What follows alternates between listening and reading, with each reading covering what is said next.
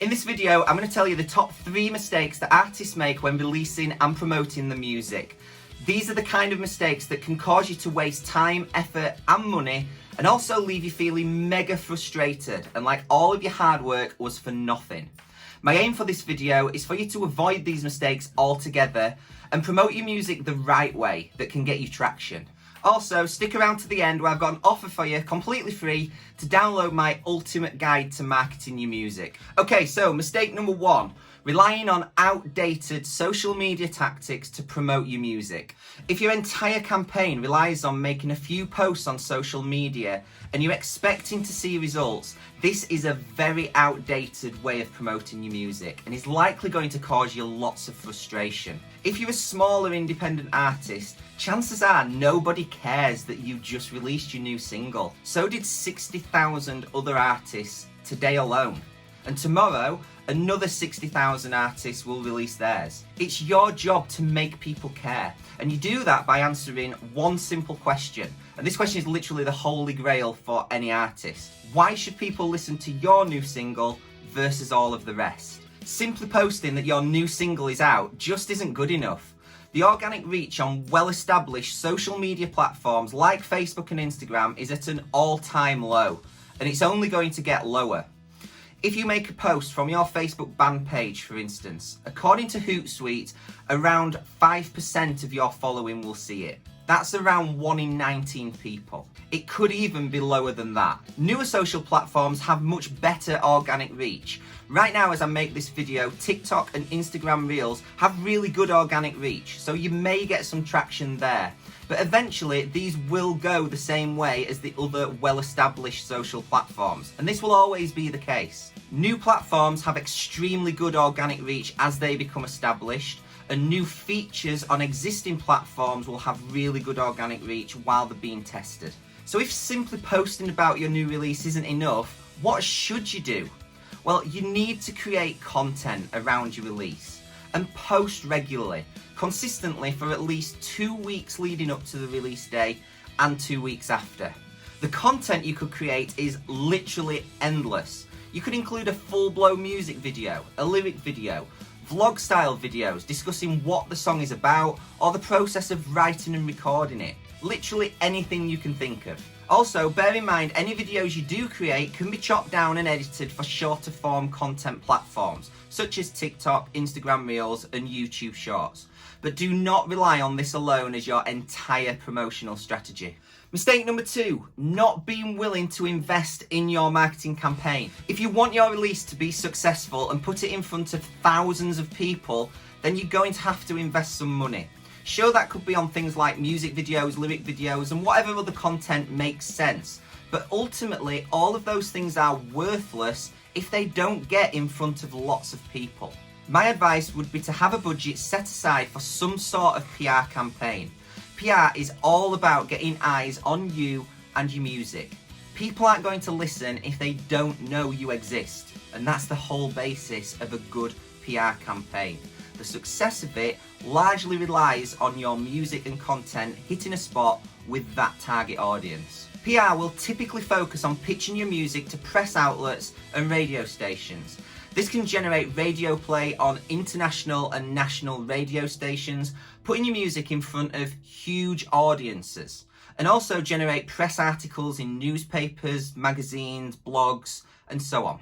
The effect this has is raising awareness about you as a band and crucially driving traffic to your music and social media sites. And getting traffic is a really important part of any music release. Now, if you have a long list of contacts that you're prepared to maintain, vet, and keep updating, then doing your own PR campaign is absolutely doable. If not, then you're going to need to hire someone. Good PR campaigns can typically run from around £500 to £1,000 all the way up to tens of thousands. So do some research well in advance of release day and make sure you have a budget set aside if it's something that you're going to need to hire out. An excellent option for PR that I strongly recommend is Damien Carruthers. Damien is an extremely nice guy with an extensive background in PR, and he has solutions to fit most budgets. If you'd like to reach out to Damien to discuss your next release, his link is in the description below. reach out to him, tell him that you were directed from this video, and he'll talk about all of the options with you. Okay, and mistake number 3 is not having a playlisting campaign. A massive resource where people discover new music is on playlists. Now, I'm not going to get into streaming service payouts in this video, that's not what this is about. But while you are growing and establishing yourself as an artist, you need to stop focusing on the fact that you can't earn decent money from streaming services like Spotify, Apple Music, etc. And instead, take them for what they are, an amazing discovery tool. The best case scenario here is getting your music placed on one of the Spotify editorial playlists. This can land you millions of streams, so you should always make sure that you submit for these at least 2 weeks in advance through Spotify for Artists. However, it's likely that you're not going to do that until you've generated some numbers yourself first. And the best way to do that is to get on some good quality playlists that have lots of genuine followers. If you do this consistently, the benefits are twofold. Not only does it improve your chances of landing on a Spotify editorial playlist in the future, but having lots of activity on your music also increases the likelihood of being included in the Spotify algorithmic playlist and also Spotify radio, both of which put your music in front of more listeners. The first 24 to 48 hours on Spotify are crucial.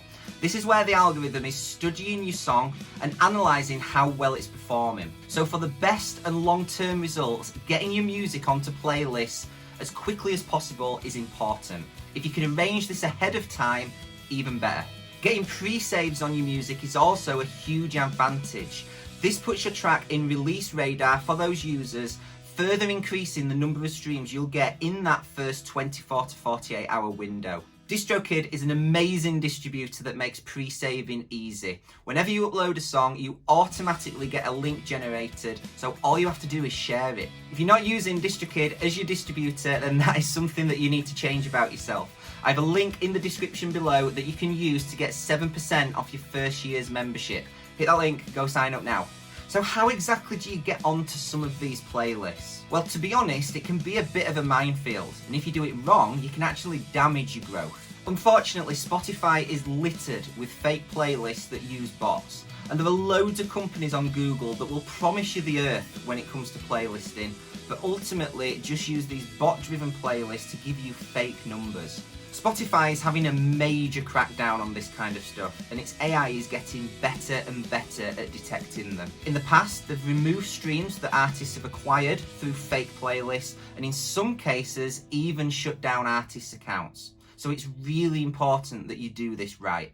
Ultimately, setting up a playlisting campaign is similar to PR.